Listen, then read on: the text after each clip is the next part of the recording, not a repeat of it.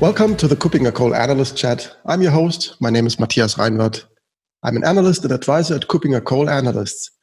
My guest today is Martin Kuppinger. He is founder and principal analyst here at KuppingerCole. And today we want to talk about policies, access policies, and maybe also about why roles are really not the way to go. Hi, Martin. Hi, Matthias. As I mentioned in my introduction, roles are not the way to go. Why is that? Maybe this is a little over the top, but if we want to use roles, we need to start things differently than we commonly do.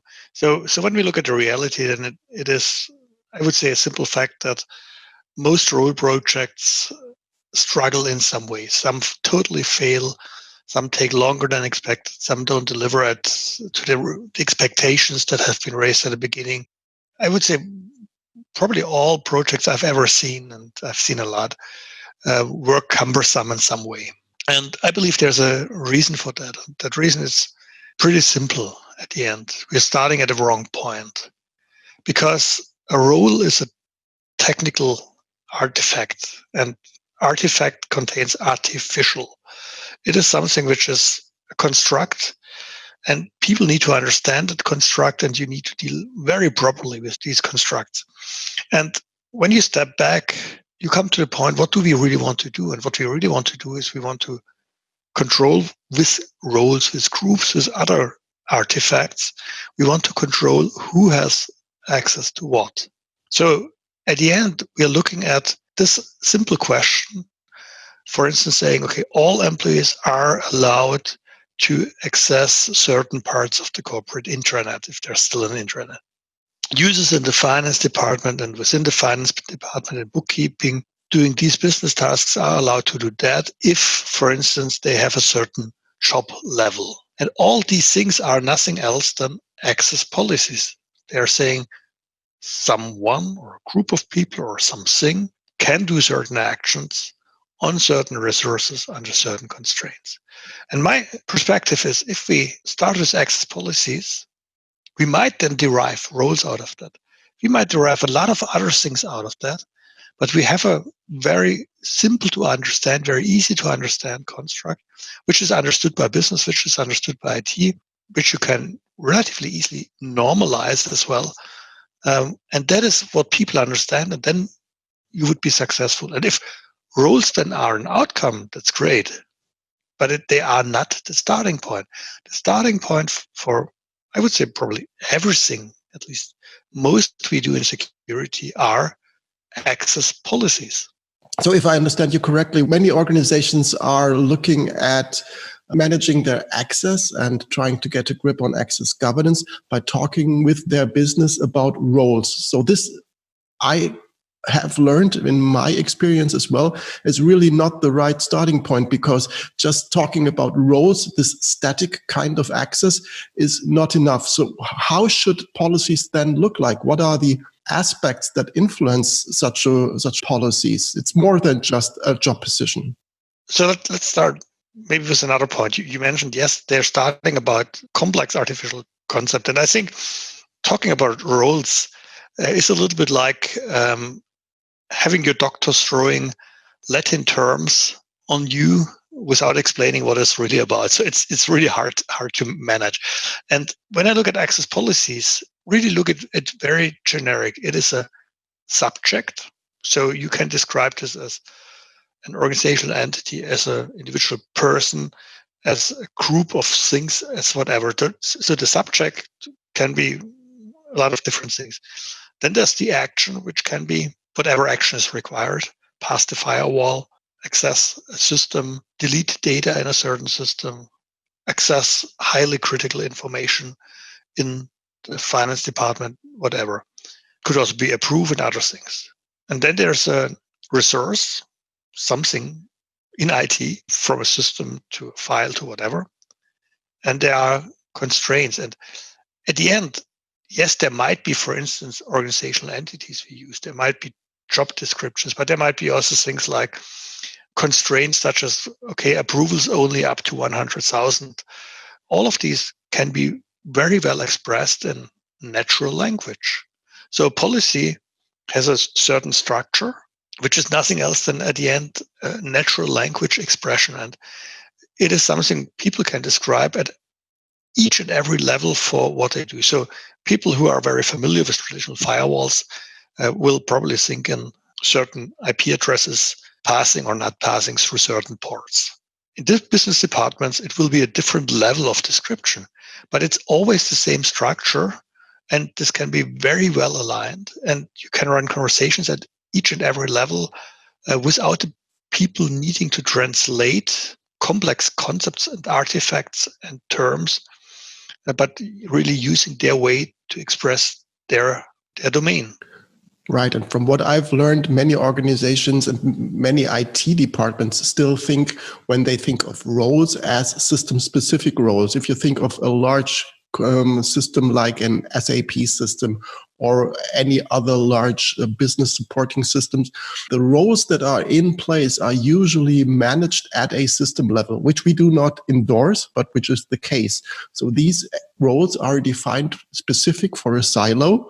So the information that is spent and invested in defining these roles, and maybe also getting to assignment rules for these roles, is really within a silo. If we think of policies, I think that is also the opportunity to change this, to have policies in a central place available for more than one system. Which doesn't mean that you can't work with policies for a silo. So at the end, the roles in the SAP silo are based on access policies, only that no one starts with the list of access policies and from there derives the roles and everything, but they start with a complex artifacts, and people need first to understand, what is the role and how do I deal with roles? And that makes things just more complex at the end of the day.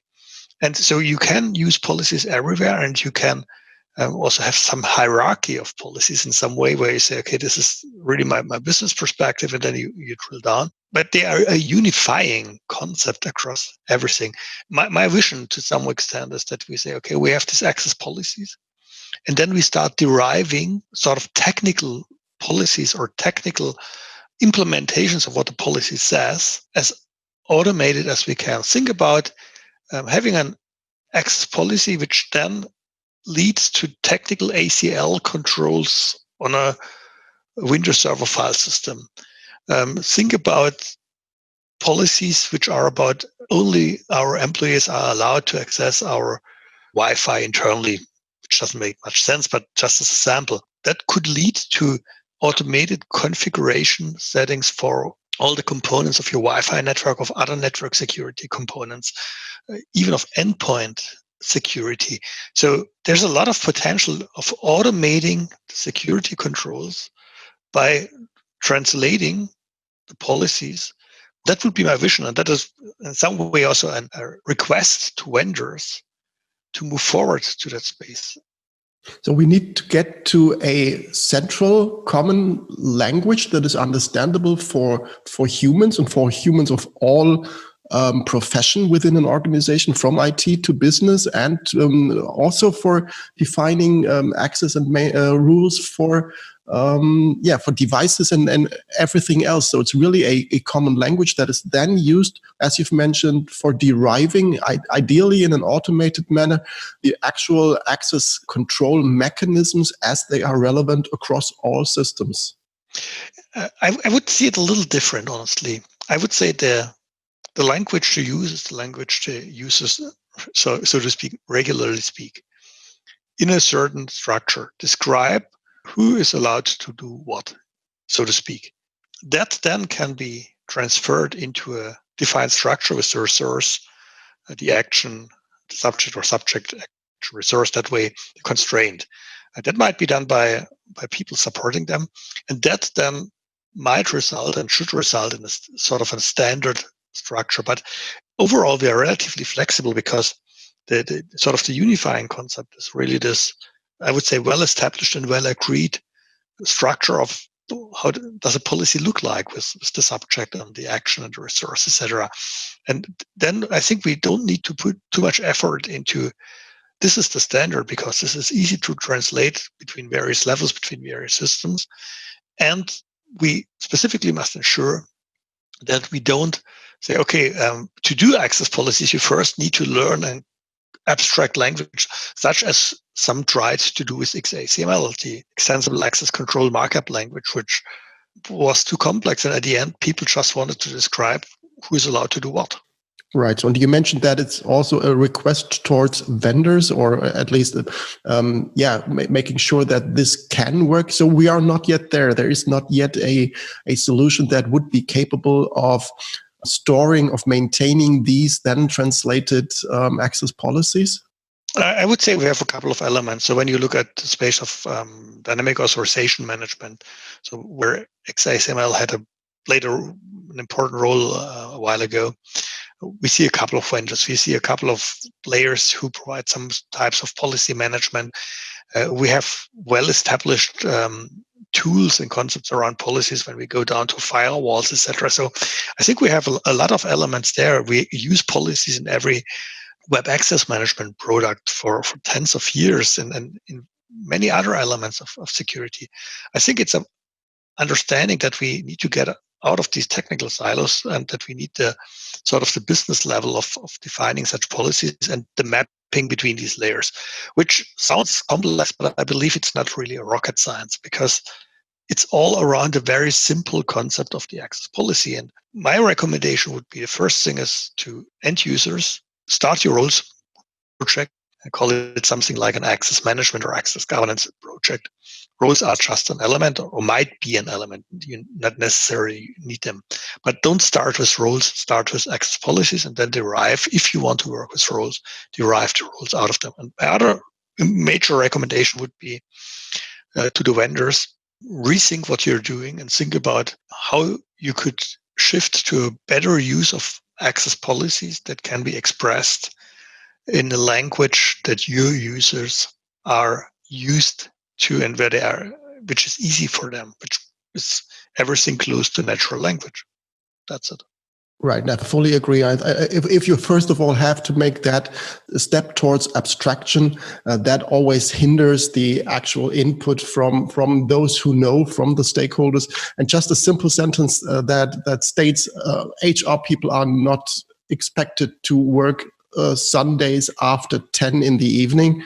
That can be easily transferred into a policy which defines working hours.